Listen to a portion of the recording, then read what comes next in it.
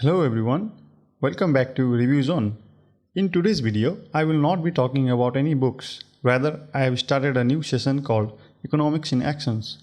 And in today's Economics in Actions, I will be talking about two interesting concepts in economics, monopoly and oligopoly.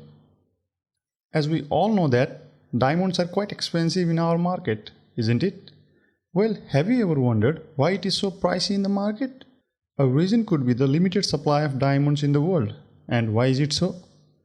The reason for this is the monopoly in the diamond industry in the global market.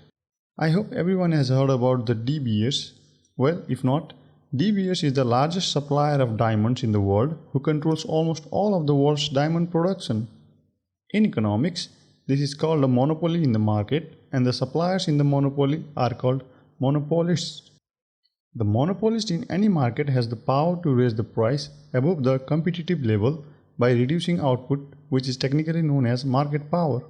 The De Beers can limit the supply of diamonds to increase its price in the market, but a farmer on the other hand cannot do anything to affect the supply chain where thousands of other farmers are involved.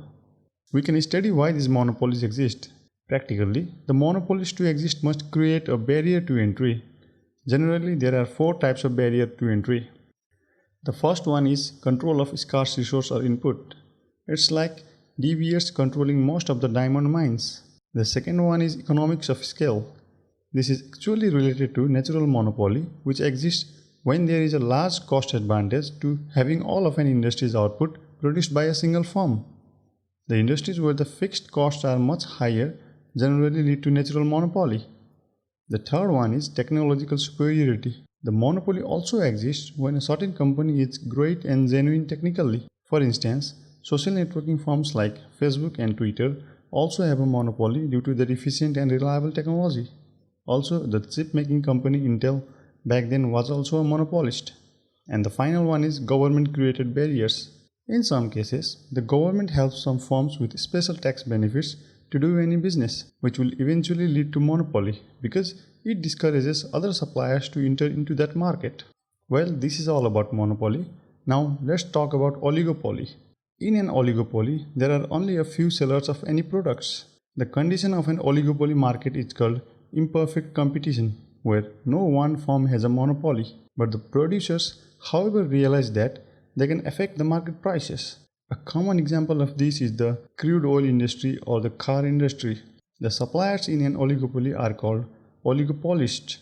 For example, oil and petroleum exporting countries (OPEC) is a group of oil exporters and they are oligopolists.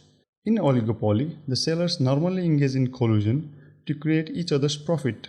The strongest form of collusion is called cartel, which is an agreement by several producers to increase their profit by dividing how much to produce. But sometimes in collusion, if the firms ignore the effects of their actions on each other's profits, they engage in non-cooperative behavior.